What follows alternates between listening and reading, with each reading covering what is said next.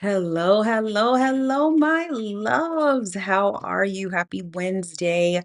Welcome to this live stream. This is bringing back such nostalgia for me, not only because it's been such a long time since I've gone live, but that intro that you just saw, that was the very first intro I used when I first started doing my regular live streams like 4 years ago.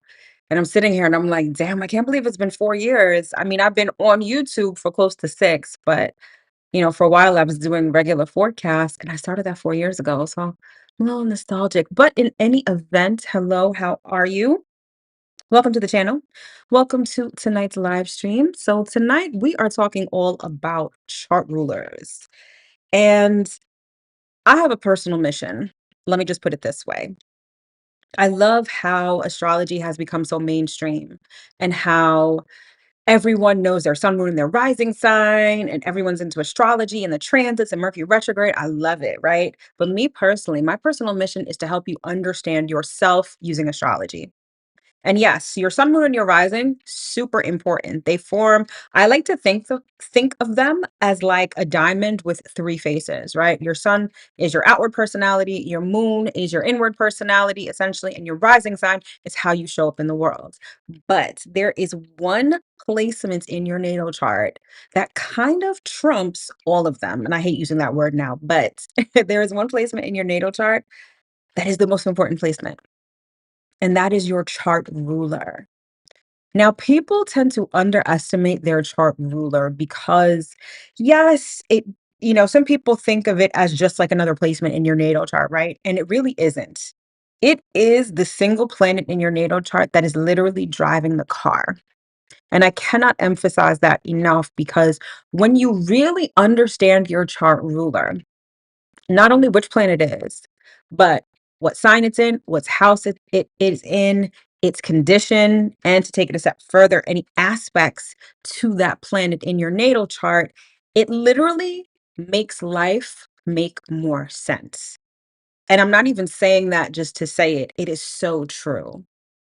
I remember when I first got into astrology and when I realized my chart ruler, it's like a light bulb went off in my head, and it's like it's almost like I had like my life flashed before my eyes, and I'm like, oh, this happened because of that.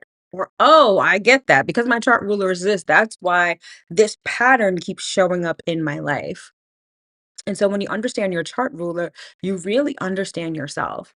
But not only that, right? Like everyone wants to know their chart. Everyone wants to understand their chart. And I always feel, not always, but I feel like the chart ruler is the first place that you would look in your natal chart.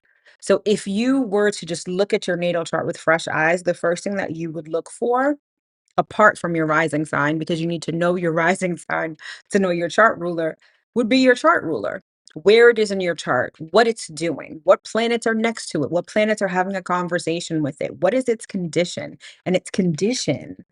That's like the piece that kind of brings the puzzle together. And this is everything that I'm going to be covering in my upcoming workshop on April 23rd. We're going to do a deep dive into your chart ruler, how to delineate it in your natal chart, what it means for your life, and then more importantly, three practical ways to use it to make your life make more sense and to have a better life experience. All right. And so again, that's happening on April 23rd. You can see oops, I'm pointing the wrong way. You can see the QR code right there. So if you're live right now, and I guess you're not watching on your phone, then you can definitely, take a picture of that QR code. It's also tagged to this video and in the link and linked in the description box below so that you can sign up sooner rather than later. All right. Now, if you are joining me live tonight, thank you so much. I truly appreciate you. Please let me know that you're here in the chat by dropping your rising sign, and also give this a thumbs up on your way in.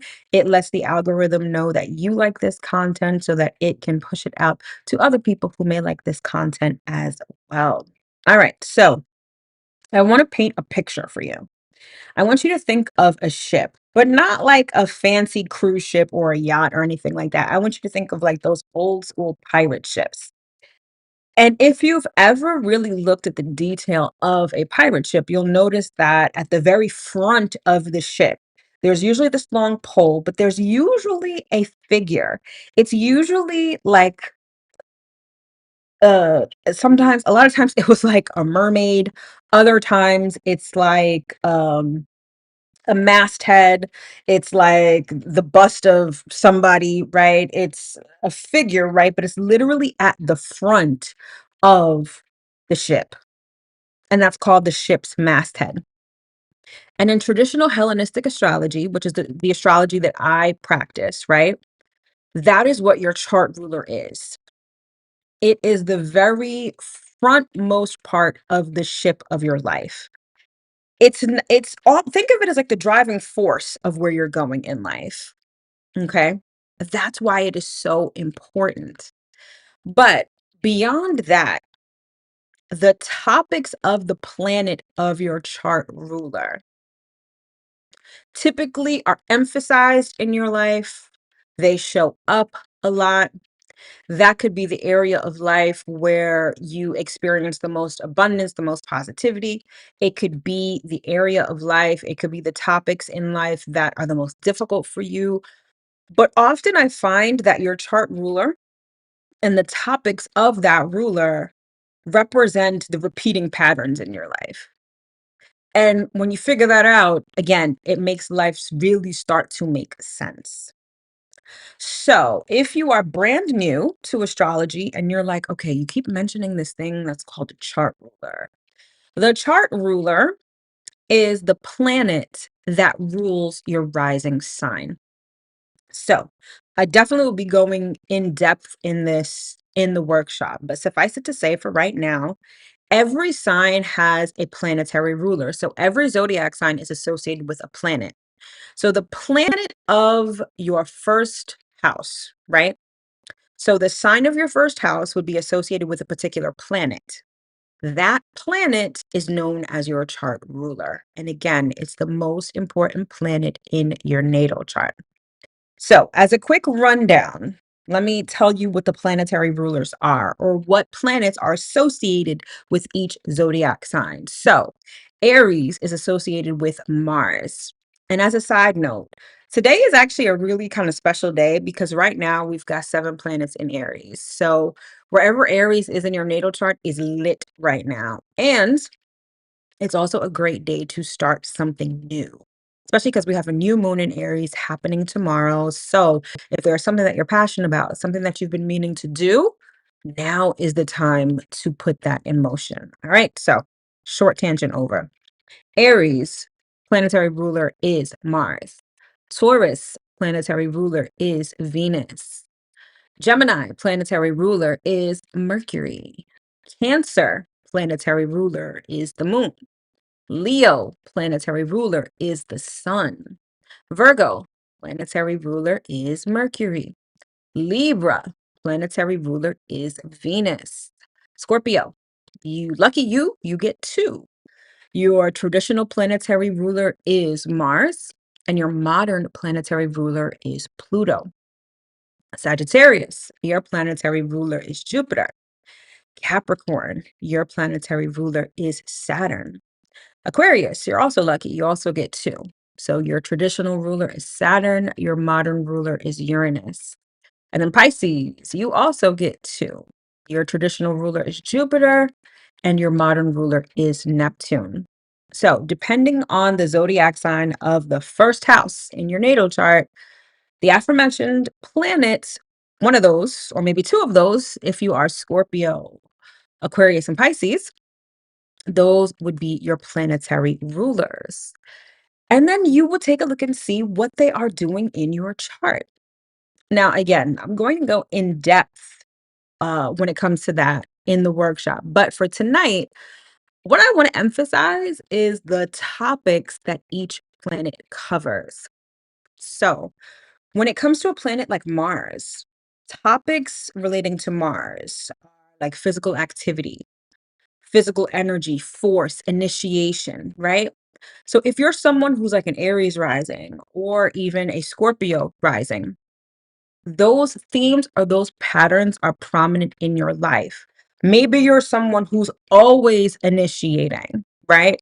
Maybe you're someone who's an entrepreneur. That is very common with people who are Aries rising or even who are Scorpio rising sometimes. It also depends on where Mars is in your natal chart. But maybe you find that you are always in leadership positions, right?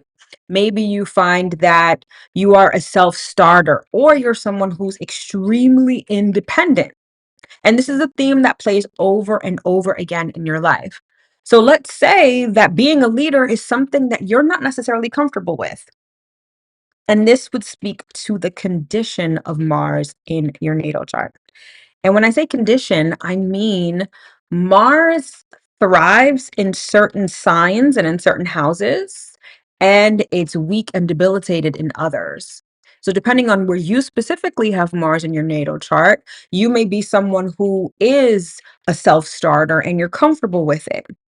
Or you may be someone who just, not very much into their leadership abilities, or maybe you just like to go along with the crowd, yet you always find that you are pushed to the front, or, everyone around you seems to not want to start something or start anything. And so you find that you're always the one that has to get the ball rolling.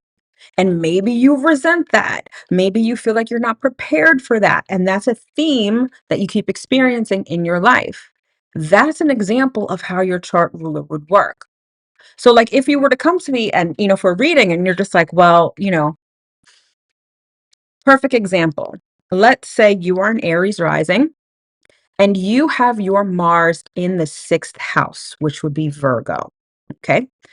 Now, the sixth house is the house of work.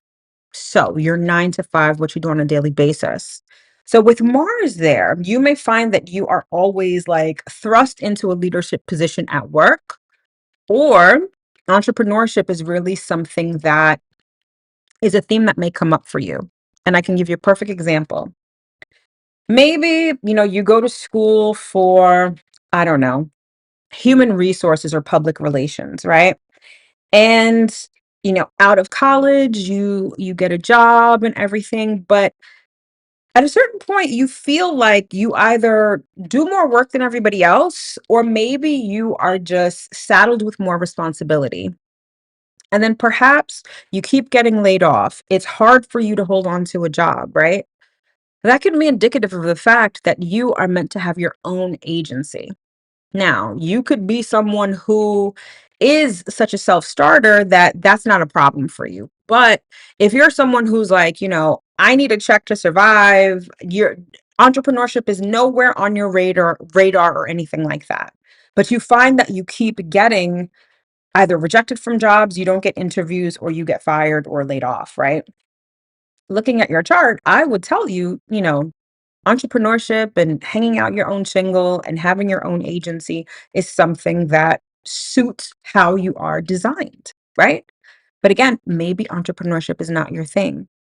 But you see how important knowing that information is. Now, if you know that, right, and maybe you're like, okay, cool, that's great, but you don't heed my advice, which is perfectly fine. Knowing that information, maybe now you can start to develop either the technical skills, right? Or even the fortitude or the willpower within yourself to be an entrepreneur, to open your own agency, right?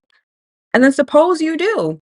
And now it's like you have an influx of clients. You're comfortable with the work that you're doing. You don't have to deal with, office politics and bureaucracy and all of these things. And you're like, wait a minute, this feels natural to me. This feels good. This makes sense.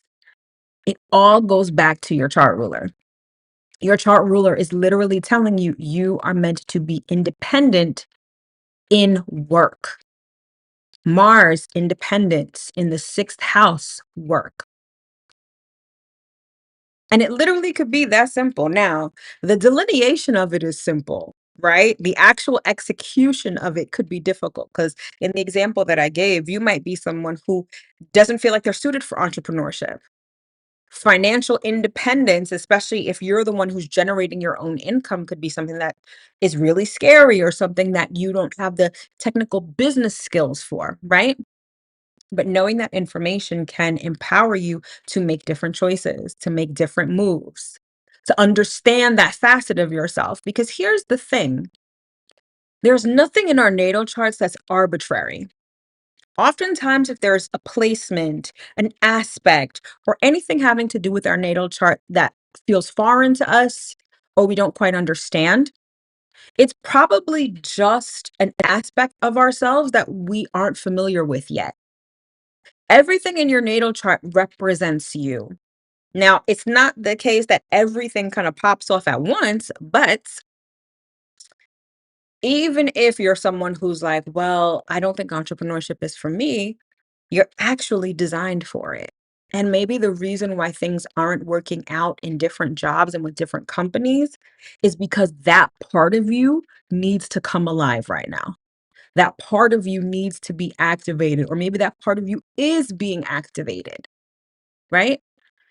And when you understand that, life makes sense. It's like, oh, okay. So now I understand. All right, entrepreneurship is my thing.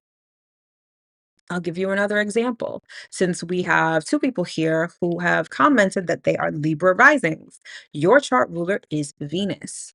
So, one way or another, relationships, money, and fairness, these are the topics of life that may be repeated in your life. Relationships could be, let me put it this way. It's not to say that because I'm a Taurus rising, and so Venus is my chart ruler as well. It's not to say that relationships run your life. It's that relationships and the themes in relationships may be emphasized in your life. Depending on where Venus is in your natal chart, it could be relationships, it could be money, right? Me personally, I have Venus in my house of relationships. So relationships have always been heavily emphasized in my life, but the condition of my Venus is not so good. So relationships have been difficult. It's been a difficult topic, and there have been difficult patterns that have played out in my life. However, suffice it to say, those topics are emphasized. Okay, we've got someone who is Pisces rising. So Jupiter and Neptune would be your chart rulers. Now, Jupiter is your traditional ruler, Neptune is your modern ruler. So the way it goes, you always go by your traditional ruler. So in your case, for Pisces rising, it would be Jupiter. But you would look at Neptune to give a little more information about your life and the topics and the patterns that are repeated. So in the case of Jupiter, Jupiter is about expansion. Jupiter is about breaking boundaries. It is about abundance, right? So, themes related to abundance, themes related to growth, themes related to expansion in your life. And expansion could be a variety of things. If you've got Jupiter, if you are a Pisces rising and your Jupiter is in the ninth house, that expansion has a lot to do with wisdom or even spirituality. If you're a Pisces rising and you've got Jupiter in the first house, that expansion could be physical. So it could be literally your body expanding, right? But growth and expansion are themes that are constantly going to be playing out in your life. And you can kind of think of the chart ruler and what it represents as ultimately what you are sort of destined to experience. So, in the case of Venus, for instance, she wants you to have money, stability. She also wants you to have relationships, equitable ones, beautiful ones. She wants you to experience beauty in your life. So, whatever Venus is doing in your natal chart, that's ultimately where she is taking you. So when you look at it that way, and I'll use myself as an example. Like I said, I've got Venus as my chart ruler. She's in my seventh house of relationships and she's in Scorpio. Scorpio is perhaps the worst placement for Venus to be. She's very weak and debilitated there. I've had a lot of difficulties with relationships, but that's because Venus is like, I want you to know firsthand what it's like to understand that you need to have equitable relationships, beautiful relationships. And you understand that by seeing the not so beautiful parts of relationships, the difficult parts. So it's not the case that if your chart ruler is debilitated or if it's not in the best placement, that you're just destined to have a shitty life experience. It's like a lot of astrologers call your natal chart your natal promise, meaning that whatever it describes, and your chart ruler plays a very important role in that. It's what you are promised in this life. It's what is going to unfold in your life. So, in the case of Venus, stability, financial stability, comfort, material comfort, equitable relationships.